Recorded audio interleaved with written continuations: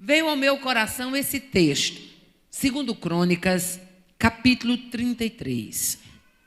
Nós vamos ler do versículo 10 ao versículo 13.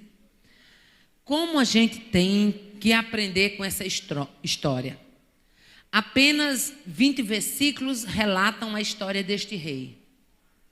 Mas como esses 20 versículos falam? 2 Crônicas 33 e 10 diz assim: falou o Senhor a Manassés e ao seu povo, porém não lhe deram ouvidos. Pelo que o Senhor trouxe sobre eles os príncipes do exército do rei da Síria, os quais prenderam Manassés com gancho, amarraram-no com cadeias e o levaram à Babilônia. Versículo 12. Ele, angustiado, suplicou deveras ao Senhor seu Deus, e muito se humilhou perante o Deus de seus pais. Fez oração, e Deus se tornou favorável para com ele. Atendeu-lhe a súplica, e o fez voltar para Jerusalém ao seu reino. Então, reconheceu Manassés que o Senhor era Deus. Quantos podem dizer amém? Amados de Deus, uma história bem conhecida, porém uma história muitas vezes até pouco relatada. A Bíblia nos fala sobre Manassés, e o nome Manassés no hebraico significa aquele que está entregue ao esquecimento. Parece-me que o nome Manassés teve uma influência muito direta sobre a personalidade, sobre o caráter, sobre o perfil deste rei. Por que eu digo isso? Porque Manassés era filho de Ezequias e de Refizibá. A Bíblia nos diz que a vida de Manassés, revela claramente que nem sempre filho de fiel é fiel. Nem sempre filho de crente é crente. A história de Manassés nos dá um impulso a gente ter mais cuidado com os nossos filhos. E também mais cuidado com o legado, aquilo que estamos passando para os nossos filhos. A Bíblia nos mostra que Manassés reinou 55 anos em Jerusalém. E apesar da sua impiedade, Manassés teve o reinado mais longo da história dos reis de Israel e Judá. O fato dele ter reinado 55 anos me faz crer que Deus foi extremamente misericordioso com Manassés. Parece-me que quanto mais se prolongava a impiedade, mais Deus dava tempo para que Manassés reconhecesse o seu erro e pudesse retornar atrás e ser restaurado. Porque o desejo de Deus não é punir, o desejo de Deus não é matar, o desejo de Deus não é lançar fora, o desejo de Deus não é castigar, pelo contrário, o desejo de Deus é restaurar, é realinhar, é renovar, é reestruturar uma vida, é resgatar uma vida. Esse é o desejo primordial de Deus. E talvez, por causa desse desejo divino, Deus deu tanto tempo a Manassés.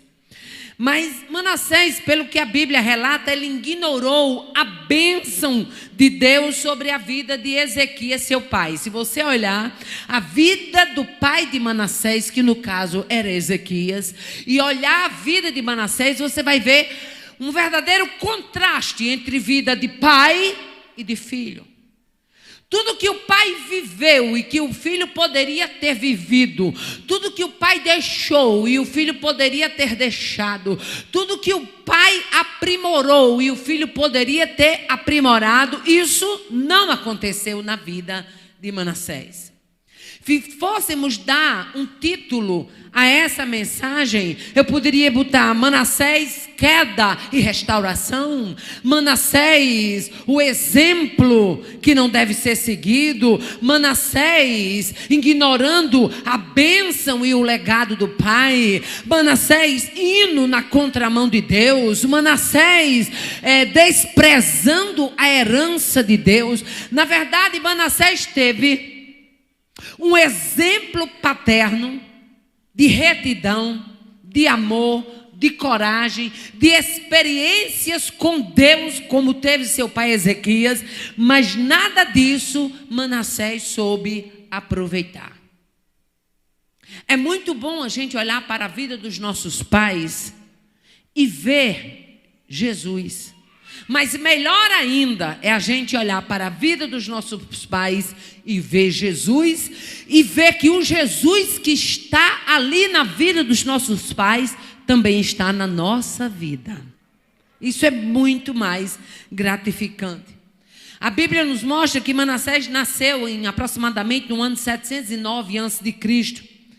E Manassés não foi alguém que ouviu falar dos milagres. Manassés fez parte de um reinado de milagre. Manassés não foi alguém que ouviu falar das grandezas, não. Manassés fez parte do reinado do seu pai, que era considerado nos anais da história como reinado de grandeza. Manassés viveu ao lado de um homem crente. Manassés viveu ao lado de um homem próspero. Manassés viveu ao lado de um homem que a Bíblia diz, buscou ao Senhor e Deus em tudo o fez prosperar. Manassés teve esse pai. Manassés teve esse legado. Mas legado não funciona se você não quiser tomar posse dele. Aleluia, glória a Deus. A Bíblia nos mostra que Manassés estava com aproximadamente 7 anos. 7 anos de quê? Com 7 anos de idade, Manassés viveu o milagre da sombra.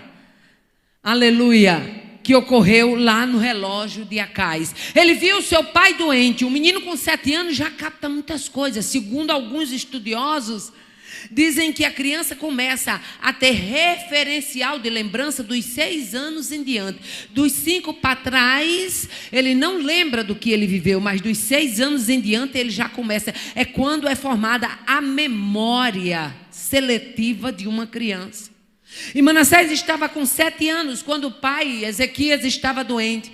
Quando Deus mandou dizer a Ezequias, o que é que tu quer que eu faça? Quer que o relógio adiante a sombra ou o relógio decline essa sombra? E Ezequias disse, eu quero que o relógio retroceda a sombra. E ele estava no palácio, ele estava no reinado, ele fazia parte da história quando ele ouviu, aleluia, que aquele relógio do sol havia regressado e que seu pai havia sido curado de uma forma totalmente providencial e miraculosa da parte de Deus.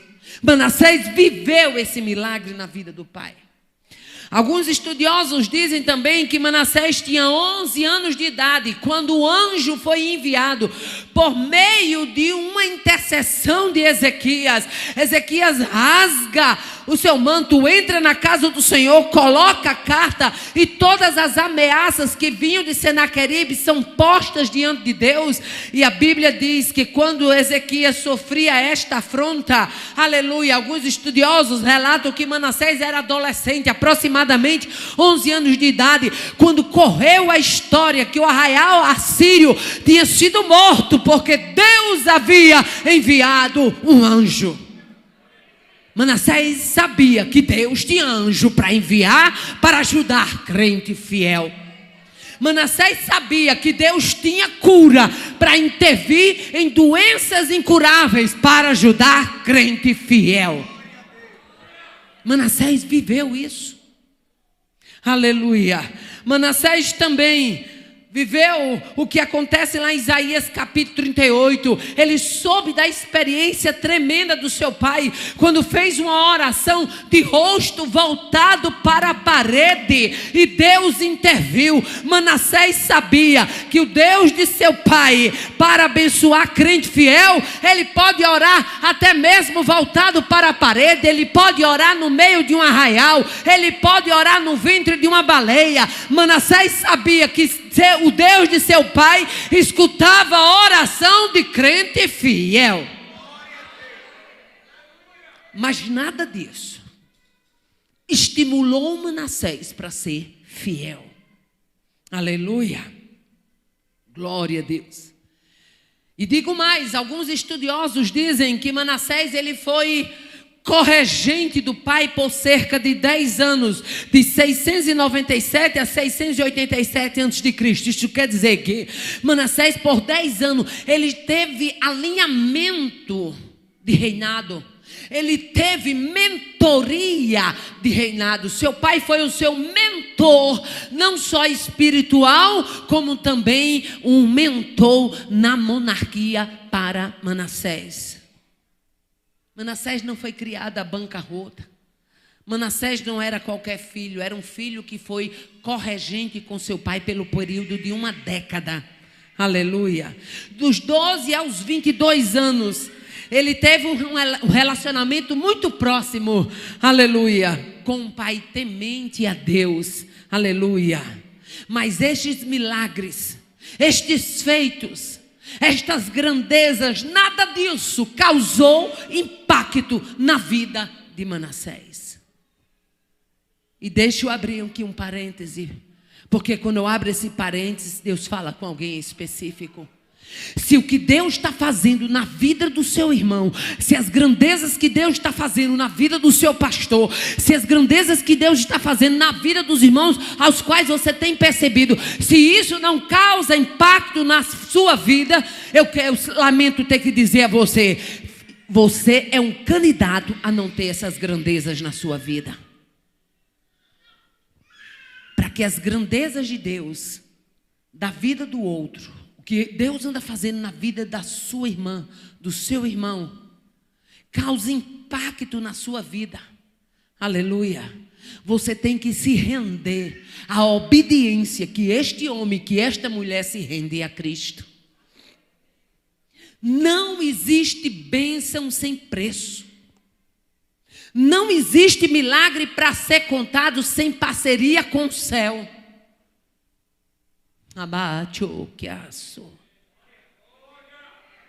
Dos 12 aos 22 anos, Manassés teve um período ao lado de Ezequias, vendo as grandezas de Deus na vida de seu pai, mas tudo isso se tornaram nulo, porque Manassés não queria ver, porque Manassés não queria crer, porque Manassés não queria se render, porque Manassés não queria aceitar. E se a gente olhar, você vai ver a prosperidade de Ezequias justamente nesse período que Manassés foi corregente com ele. Ezequias construiu depósitos para guardar ouro, prata, especiarias, pedras preciosas, escudo e todo tipo de objeto de valor. 2 Crônicas capítulo 32 fala desse período de crescimento. Não é à toa que é um capítulo antes do que conta na história de Manassés. É como se o escritor de 2 Crônicas quisesse dizer assim: o desobediente que você vai encontrar no capítulo seguinte é filho deste obediente aqui. Ele viveu isso aqui, ele viu isso aqui, mas ele caiu dessa esparrela aí na frente. Você vai encontrar a Bíblia dizendo, em 2 Crônicas 32, que Ezequias construiu armazém. Foi o único rei da história que estocava trigo, vinho e azeite. Tinha tanto trigo, tinha tanto vinho, tinha tanto azeite na terra, na época de Ezequias, que ele constrói armazém só para estocar. Sabe o que isso representa? É que quando você está na direção de Deus, o trigo chega, o azeite chega, o vinho chega, a provisão chega, porque Deus não é Deus de abandonar crente fiel. Quanto mais fiel, pode preparar armazém, porque vai ter bênção sem medida.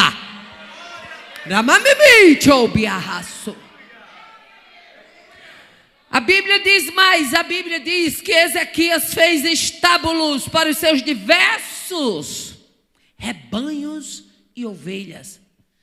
Não era rebanho, como o pastor Chico tem umas vaquinhas lá não, meu filho, na gangorra não. Não as vaquinhas que o pastor Chico sai todo feliz distribuindo leite, não. era rebanhos, no plural, viu? Era gado para perder de vista.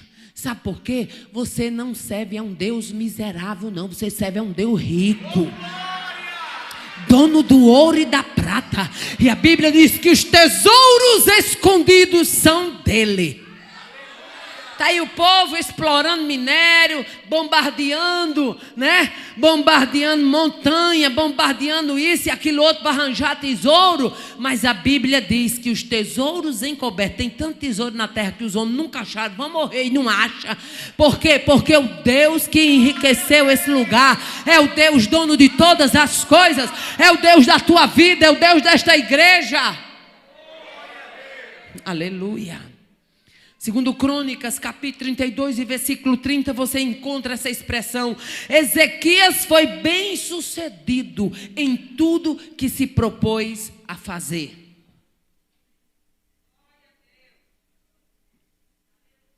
E a gente atrela o ser bem sucedido somente à riqueza. Não, meu filho, quando um crente é bem sucedido, ele pode ser um vendedor de cocada, mas as cocadas dele parece que é diferente. Tem um gostinho diferente. Aleluia. Quando o crente é temente a Deus e ele é bem sucedido, ele bota uma biroscazinha na esquina de casa para vender sanduíche, cachorro quente, carne moída, igual todo mundo vende. Mas a gente não sabe o que é que tem na carne moída dele, que o povo atravessa a cidade para chegar lá. O que é isso? É Deus estirando a bênção, é Deus fazendo próspero, é Deus fazendo ser bem sucedido. Abate o que há. A Bíblia diz mais, o capítulo 32, termina dizendo que Ezequias desceu à sepultura com honra. Você sabia que quando o crente ele passa a vida dele toda procurando ser honrado, Deus faz ele descer à sepultura com honra? Aleluia. A Bíblia diz: todo Judá e Jerusalém prestaram-lhe homenagens por ocasião da sua morte. Ou seja, foi um homem vitorioso em vida, foi um homem honrado em vida e foi um homem honrado até depois da morte. Tudo isso a gente vê no capítulo 32 de 2 Crônicas. E quando chegamos no capítulo 33, é como se a gente dissesse assim: vamos pular do capítulo da bênção para o capítulo da maldição. Vamos pular do capítulo de uma vida reta para uma vida desobediente. E quando chegamos no capítulo 33, nós encontramos a expressão no versículo logo a seguir que diz assim: fez Manassés o que era mal aos olhos do Senhor, conforme as abominações. Olha que está no plural, não era uma coisinha só que o camarada errava, era mais de uma. Conforme as abominações dos gentios que o Senhor desterrara de Israel. Aí eu gosto muito da expressão da versão NVI que diz assim: ele fez o que o Senhor reprovava, imitando as práticas detestáveis das nações. O que Deus reprovava, Manassés procurou reproduzir, procurou fazer. Aí eu digo: não tem como dar certo, meu filho. Não tem como não sofrer as consequências. A Bíblia diz: quem contendeu contra Deus e teve paz. Está escrito. Aleluia. Nós vamos encontrar ainda dizendo que Manassés reconstruiu os altares idólatras que o seu pai tinha demolido. O pai foi demolindo, foi acabando com a idolatria. E ele, quando reinou, o que é que ele faz? Ele vai lá e começa a levantar o altar de Moloque, o altar de Milcom, o altar de Azera, o altar de Baal Perite, o altar de Baal Peor. E ele começa a levantar os altares que o seu pai tinha demolido. E a Bíblia diz mais: ergueu altares, fora os que já tinha levantado, a Baal e ao poste ídolo de Azera, conforme fizera Acabe. Se você olhar para o perfil, parece até que Manassés era filho de Acabe e não de Ezequias. O que mais a Bíblia diz? A Bíblia diz que ele inclinou-se diante de todos os exércitos celestes e lhe prestou culto. Sabe o que isso representa? Manassés adorava estrela, Manassés adorava sol, Manassés adorava lua. Tudo que era de astro, Manassés estava adorando. Os exércitos dos céus, é porque naquela época já começava a haver a astrologia, não apenas o estudo, mas também a adoração dos astros. A Bíblia diz mais que ele inclinou-se diante de todos os exércitos e prestou-lhe culto. O que mais Manassés fez? A Bíblia diz que nos 2 pátios do templo do Senhor, ele construiu altares para todos os exércitos celestes. Rapaz, o camarada precisava levar uma lapada daquela segura. Tu já pegasse uma cinta assim para dar no menino, que o menino chega e enverga? Pois é, Manassés precisava era de uma lapada dessa para envergar mesmo, para ele saber quem é que mandava no negócio. Porque ele o tempo todo foi afrontando a Deus. Aí nos diz a palavra que havia um vale chamado Vale de Rinom. E Manassés chegou a queimar os filhos, não foi só um. Manassés queimou os seus filhos em holocausto aos deuses no vale de Rinom. O nome do vale era Ben Rinom.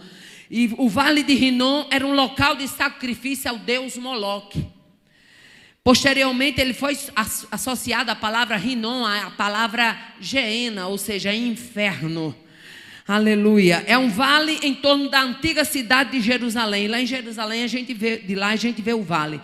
Este vale ele era usado como depósito de lixo, onde se lançavam os cadáveres das pessoas, onde ali também havia queima do lixo, as pessoas indignas, os animais, aqueles que morriam de forma mutilada, indigna, todos eles eram arremessados no Vale de Rinom. E lá no Vale de Rinom tinha um altar a Moloque. E Manassés, achando pouco a idolatria, leva seus filhos e queima seus filhos aos deuses no Vale de Rinom. E tudo isso Deus olhando. E tudo isso Deus computando. Tu está achando que Deus vai tratar com você assim que você desvia o primeiro pé? Não. Deus não é Deus imediatista. Você vai andando e vai tirando os pés do trilho. E vai andando por aqui, Deus lhe dando tempo. Um tempo para você se arrepender. Um tempo para você se consertar. Um tempo para você buscar.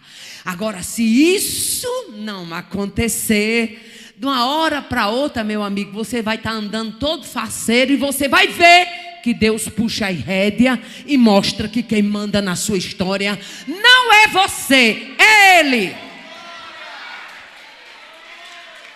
Glória a Deus, aleluia. Glória a Deus, aleluia. O Vale de Rinom era tão terrível que Jesus usou o nome do Vale de Rinom como símbolo de destruição.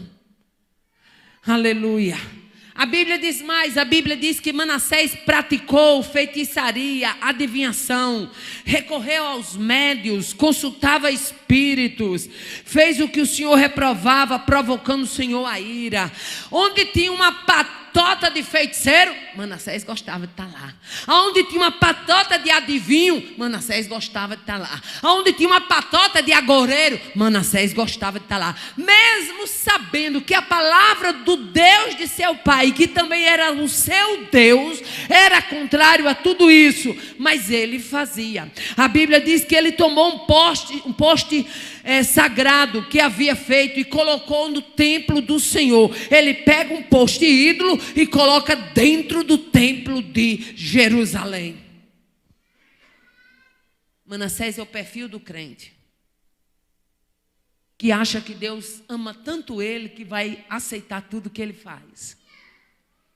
Lamento em dizer a você, Deus lhe ama, Deus nos ama, mas Deus não é obrigado a aceitar o que eu ou você façamos contrário à sua palavra.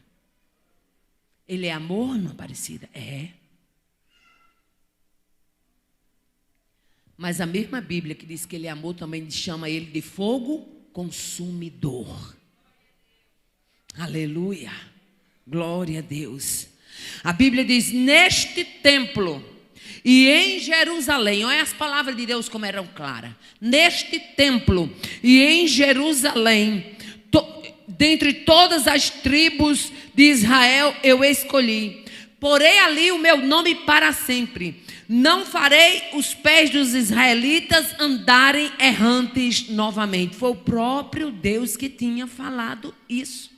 E Manassés sabia. Aleluia.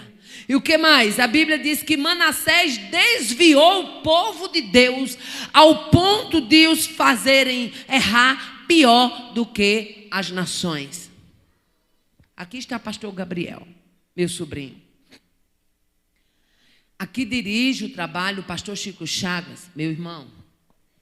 Mas para a vida desses homens que estão à frente do rebanho, a cobrança é outra, meu querido. Porque eles têm a missão de ensinar. Eles têm a missão de mostrar o que é certo e o que é errado. E Manassés era mais ou menos isso, era um rei que tinha por obrigação levar a nação a ser rendida. Manassés já pegou a casa arrumada. Uma coisa é você pegar uma coisa desarrumada e deixar ela desarrumada, continuando. Outra coisa é você pegar a casa arrumada e você espontaneamente resolver desarrumar o que seu pai havia arrumado. Foi isso que aconteceu na vida de Manassés. Aleluia. A Bíblia diz mais, diz que Manassés cometeu esses atos repugnantes e agiu pior do que os amorreus. E quando a Bíblia fala dos amorreus, está falando do alto grau de brutalidade e de perversidade. Aleluia. A Bíblia diz que Manassés derramou tanto sangue inocente que encheu Jerusalém de um extremo ao outro. Alguns estudiosos dizem, a Bíblia não diz quem foi que ele matou tanto, mas alguns estudiosos dizem que não podia se levantar um profeta do Senhor para profetizar o desvio de Manassés que ele mandava matar. Alguns estudiosos dizem que esse tanto sangue que ele derramou foi o sangue de profetas. Aleluia. Porque os profetas do Antigo Testamento são muito diferentes dos de hoje. Os de hoje querem fazer casamento, né? Os profetas de hoje, a vida deles é bem light. Quer fazer casamento, né? Quer fazer oração para você ser abençoado no comércio, né? E se você tiver uma cestinha básica, ó, ele está lá, um perfuminho da Boticária, ele está lá. Os profetas do Antigo Testamento não era assim, não. Era você se desviando e ele avisando o que Deus ia fazer.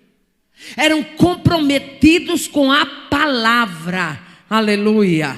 E aí no versículo 10 que nós acabamos de ler, diz assim: o Senhor falou a Manassés e ao seu povo, mas eles não lhe deram. Meu amigo, você pode vir aqui uma noite, 10 noites, 3 noites, você pode fazer campanha de A a C, mas se você não quiser ouvir o que Deus tem para falar, tudo em vão. Tudo em vão. Irmã Aparecida, você veio aqui hoje para dizer que é tudo em vão. Bom, se você não está ouvindo o que Deus está falando, então é para você mesmo, meu filho. Tem jeito não.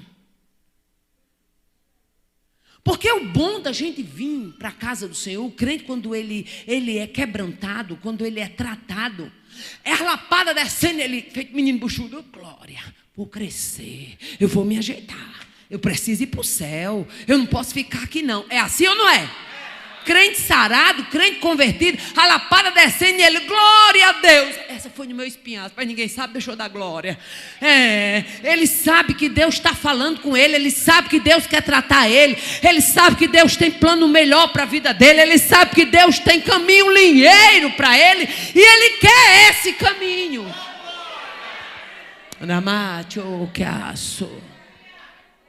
Tudo isso Manassés fez pensando que Deus não ia reagir. Deixa eu dizer uma coisa. Deus sabe agir e reagir. Vou repetir porque Deus está me dando graça e autoridade para isso. Deus sabe agir e reagir. Na hora de agir, Ele age. Na hora de reagir, Ele também reage. Aí Deus manda a sua reação. E a reação de Deus você encontra. Aleluia. Essa história você encontra em 2 Crônicas 33 e encontra em 2 Reis 21. E a reação de Deus, olha: desampararei o resto da minha herança. entregá-los-ei na mão de seus inimigos, causarei uma desgraça em Jerusalém. Imagine aí, Deus dizendo, eu vou causar uma desgraça em Jerusalém. Para você que pensa que Deus é só amor, hein? É difícil entender isso, né? Causarei uma desgraça em Jerusalém e em Judá, ao modo que os ouvidos de quem ouvir a respeito ficarão zumbindo. Para você ter ideia, o termo zumbido, se você for para o original, o termo zumbido no hebraico significa salau. E o que é salau? Salau significa badalejar, tinir, aleluia.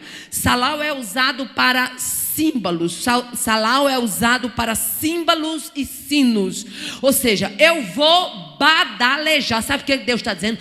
Eu vou fazer algo tão assustador que vai tinir os ouvidos. Lembra quando Deus falou sobre a casa de Eli para Samuel? Foi o que Deus disse para Samuel: eu vou fazer algo que todos aqueles que ouvir lhe tinirão. No hebraico significa, todos aqueles que ouvir terão salau, ou seja, o ouvido vai badalejar.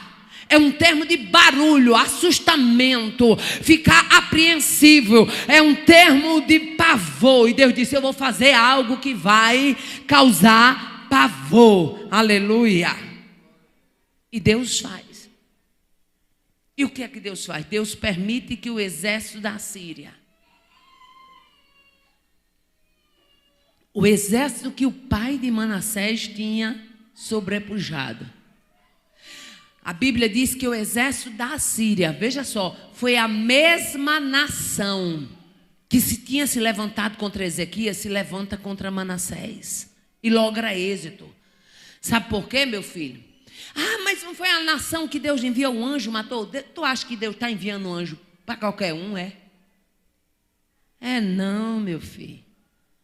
Deus só envia anjo quando tem crente fiel na parada. Eu vou repetir, porque Deus está me dando graça e autoridade. Anjo só entra em cena quando tem crente fiel na parada. Quem fiel na história. Anjo não anda andando. Não, eu estou falando para você. Não é de mariposa, não. Não é de borboleta, não. Não é de avoadorzinho, não. Eu estou falando para você de anjo. Ele só entra na história quando tem um fiel na parada. Dá para você virar para quem está do seu lado e dizer, vale a pena ser fiel. Vale a pena, porque quando é fiel, anjo entra na parada.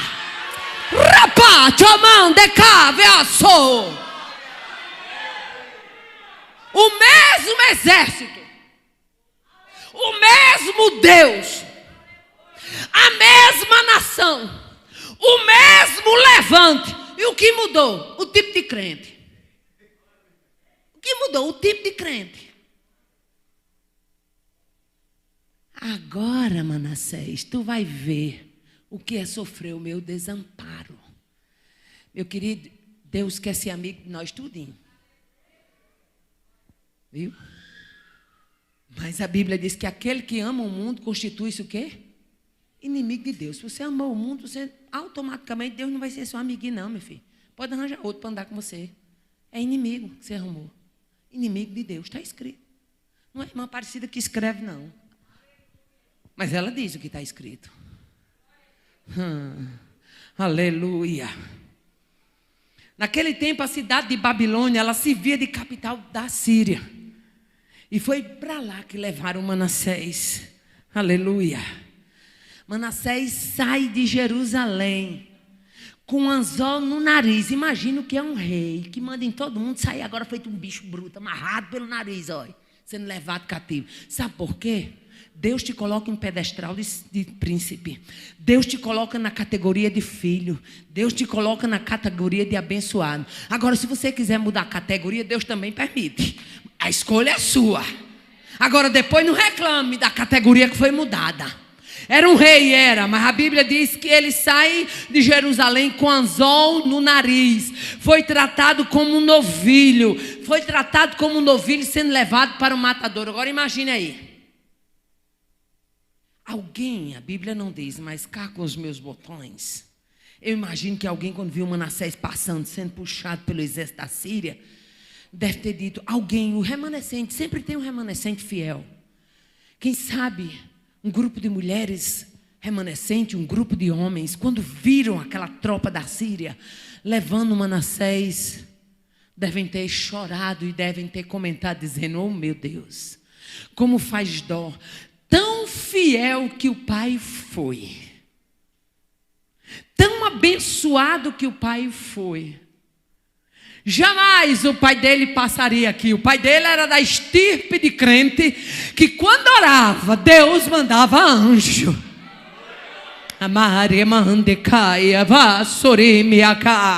Deus quer arrancar de você uma fidelidade ao ponto dele intervir na sua vida, ao ponto dele comprar a sua briga, ao ponto dele vir a anjo em seu favor. É do agrado de Deus enviar anjo para a vida de crente fiel. Aí veja só, Deus usa, pastor Gabriel, duas figuras para exemplificar o seu juízo. Está escrito, 2 Reis 21. Limparei Jerusalém como se limpa um prato. Aí logo em seguida, e estenderei o cordel de Samaria e o prumo da casa de Acabe. O que era o cordel de Samaria? O que era o prumo da casa de Acabe? Aleluia. Deus usa as duas figuras. Primeiro, a figura de uma cozinha, que é onde se tem prato. E segundo, a figura de um construtor meticuloso, porque só construtor meticuloso é que usa prumo. Deus usa a figura do prato e do prumo. Aleluia. E a Bíblia fala sobre estas figuras. A Bíblia fala sobre o prumo. A Bíblia fala sobre o nível. A Bíblia fala sobre o cordel. A Bíblia fala sobre a vara. Aleluia. O prumo, o nível, a vara, o cordel são instrumentos, todos eles, usados para fazer uma avaliação. Se Deus disser assim, vou passar sobre a sua vida o prumo, ajeita o espinhaço, porque o prumo de Deus é linheiro. Se Deus disser assim, vou passar a vara, ei, tenha cuidado, porque ele já começou a medir. Aleluia. Se Deus disser para você, vou usar o cordel, misericórdia, cuidado, porque o cordel de Deus é bem certeiro. Aleluia. Essas medidas falam de medição e de veracidade de um trabalho. O pedreiro, quando ele vai construir uma parede, ele tem que botar o prumo, para poder saber se aquela parede está no nível direitinho, né? O prumo é mencionado na Bíblia como um instrumento de alinhamento. Aleluia. Ou seja, como instrumento de aprumar espiritualmente o comportamento do povo. Então, sempre que Deus disser que vai passar o prumo, é porque ele vai alinhar. Aleluia. Você quer prumo de Deus para a sua vida? Amós 7 diz assim, 7:7. O Senhor com um prumo na mão estava junto ao muro construindo no rigor do prumo. Qual era o muro que Amós viu? Um muro construído no rigor do prumo. E o Senhor me perguntou, perguntou a Amós, o que é que você está vendo, Amós? Ele disse, um prumo. Então disse o Senhor, veja, eu estou pondo o prumo no meio de Israel, meu povo, não popaloei mais, eu vou usar o prumo. Deus vai usando a graça, a misericórdia, o conselho, os profetas. Quando o cabo está todo torto, não quer escutar ninguém, não quer escutar conselho, não quer escutar profeta, Deus diz, tudo bem, eu tenho meus instrumentos, eu tenho profeta, mas eu também tenho um prumo. É tudo no pé, mas é bem diferente um do outro, né? Eu tenho profeta, mas tenho prumo. Então vou estender o meu prumo no meio do meu povo Israel. Aleluia. Aí quando você chega em Isaías capítulo 40, versículo 3 diz, eis a voz do que clama, preparai no deserto o caminho do Senhor, endireitai no ermo uma estrada para o nosso Deus. Todo vale será levantado e será abatido, todo monte e todo outeiro. O terreno acidentado, o que é que ele faz?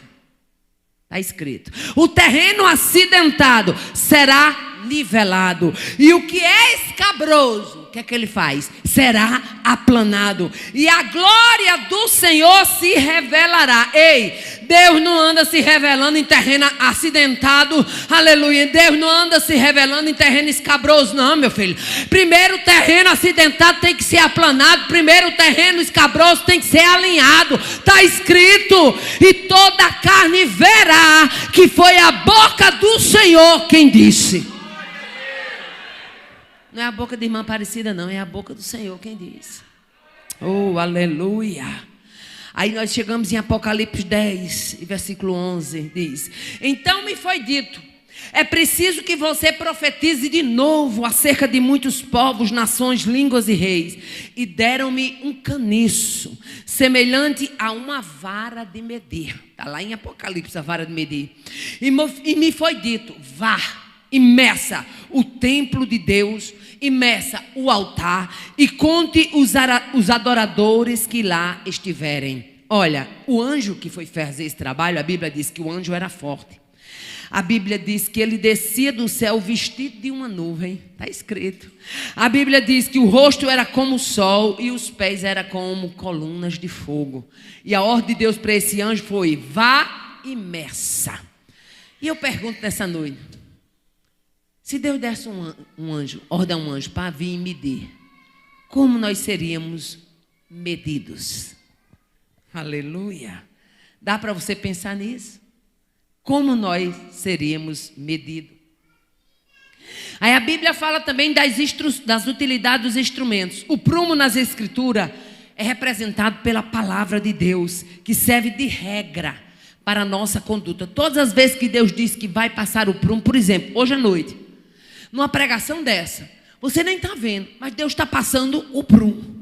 O prumo, ele é alinhado à palavra. Todas as vezes, aleluia, que uma palavra, ela é bíblica, é Deus passando o prumo no meio do seu povo, aleluia. Para quê? Para conduzir a conduta ética, aleluia. Ele é usado para fazer avaliações verticais de alvenaria. Por exemplo, o prumo foi usado para fazer avaliação vertical dessa parede, de todo esse templo. Aí a Bíblia fala do nível, aleluia. Serve para nivelar, para igualar, para deixar plano. O nível, ele trabalha no declive e no aclive, tanto descendo como subindo. O nível é para nivelar isso aí. É válido para superfícies horizontais. O prumo trabalha na vertical, o nível trabalha na horizontal. E o que é que isso representa? Não fica ninguém sem ser trabalhado. Deus fala com quem se acha grande, e Deus fala também para quem está no meio do povo. Tem nível e tem prumo. Tem prumo e tem nível para passar no meio do povo. Aleluia, glória a Deus. A Bíblia fala o quê? A Bíblia fala de vara. O que era vara? Era uma medida de tamanho. Efésios 3 fala: para que Cristo habite pela fé nos vossos corações, para que compreendais a largura e sejam fundados em amor, para que vocês sejam santos, para que vocês compreendam a largura, comprimento, altura, profundidade e conhecer o amor de Deus. Vara, aleluia. Mas o que eu gosto mais é o cordel. A Bíblia diz que era uma linha, aleluia, ou um cordão barbante que é usado como uma figura de fazer medidas. Aleluia. Isso diz que Deus media com o cordel. Isso se refere ao quê? Medição espiritual do seu povo. Aleluia. Em sentido figurado, o cordel de medir e dita uma norma de ação. Por exemplo, Jeová fez juíza e justiça. O cordel de medir, de lidar com o povo fiel, aleluia, era aplicado a Jerusalém. Quando Deus diz: eu vou passar o cordel de Samaria e também vou medir com a vara da casa de Acabe, Deus está dizendo: a medida que eu usei lá em Samaria e a medida que eu usei na casa de Acabe, eu vou usar agora com vocês. Aleluia. Mas o que me chama a atenção é que a Bíblia diz que Manassés foi levado em cativeiro com anzol. Mas o versículo melhor que eu acho de todo este capítulo, aleluia, diz a palavra do Senhor, aleluia, versículo número 13: e ele fez oração ao Deus de seus pais, E Deus se tornou favorável para com ele. E Deus atendeu-lhe a sua súplica e o fez retornar a Jerusalém e ao seu reino. Então reconheceu Manassés que o Senhor era Deus. Sabe o que é que a Bíblia está dizendo? Manassés reconheceu que quem mandava era Deus. Manassés reconheceu que quem tem poder era Deus. Manassés reconheceu que o forte era Deus. Manassés reconheceu que ele sem Deus não era nada, que ele precisava de Deus. Eu quero lhe convidar a ficar em pé agora. Estou encerrando a minha participação.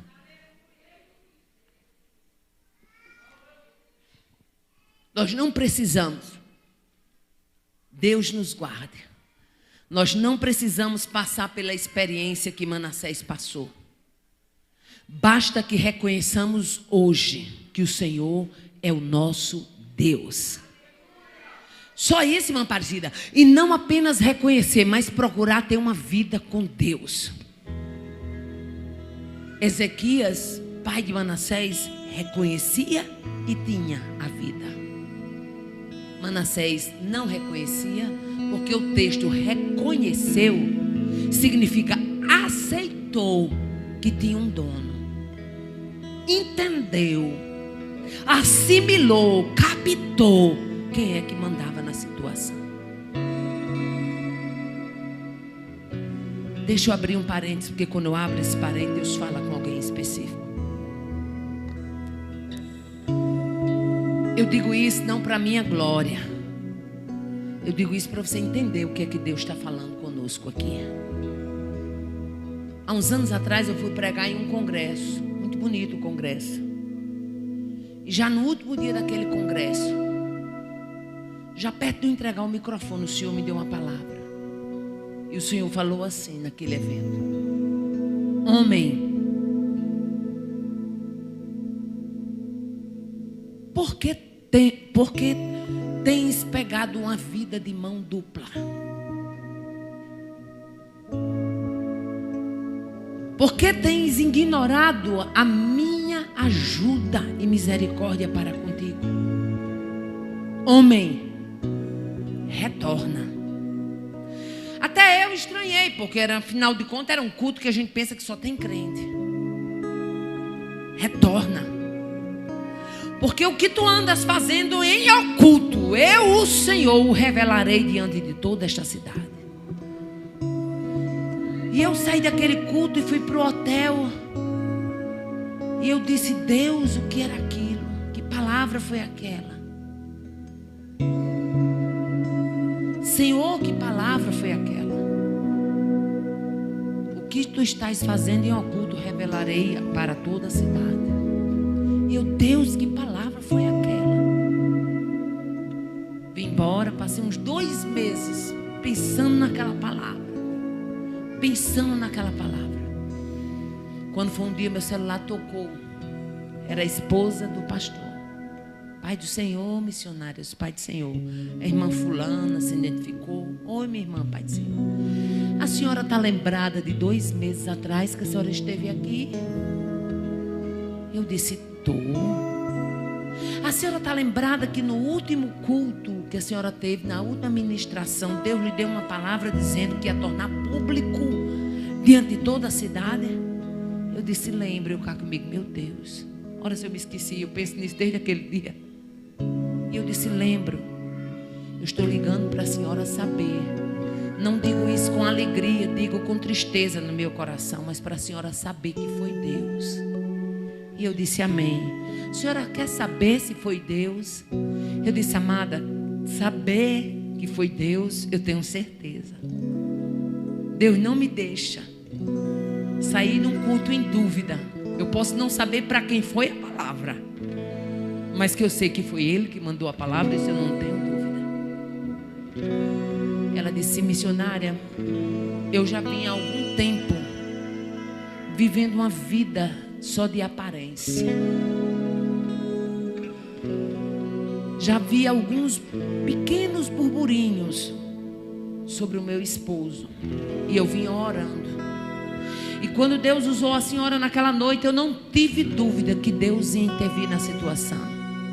Missionária, semana passada, meu marido ia saindo de um motel com um amante, uma mulher casada de uma cidade aqui perto, que ele ia para lá e coabitava com ela lá.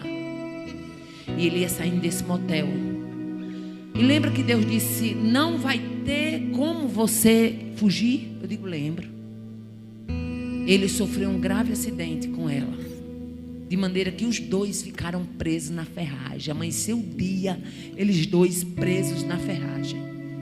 Foi exatamente, eles sofreram pela madrugada. Se tivesse sido outro tipo de acidente, talvez eles tivessem até saído e ninguém nem soubesse. Mas quando chegou o socorro e que foram tirar eles, já era amanhecendo do dia. Quando chegou o carro de reportagem, todo mundo soube do que estava acontecendo. E eu me lembrei do que a senhora falou, que toda a cidade saberia. E eu disse: minha irmã, é triste, mas a gente tem que dar glória a Deus, porque o Deus de quem nós somos e a quem nós servimos, com Ele não existe sombra. Ele é Deus de claridade. Com Ele não existe subterfúgio. Com Ele não existe vida dupla.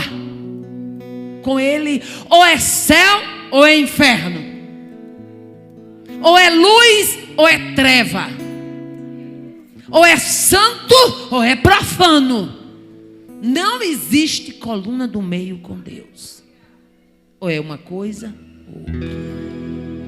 E nessa oração nós vamos dizer: Senhor, me ajude a ser fiel. Tire de mim tudo aquilo que não está te agradando. Me mostra a tua libertação por completo.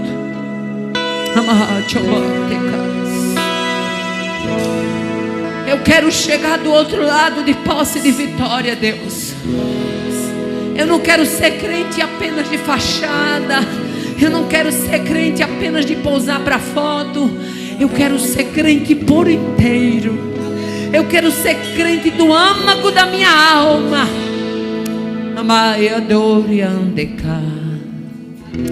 Vale a pena ser fiel.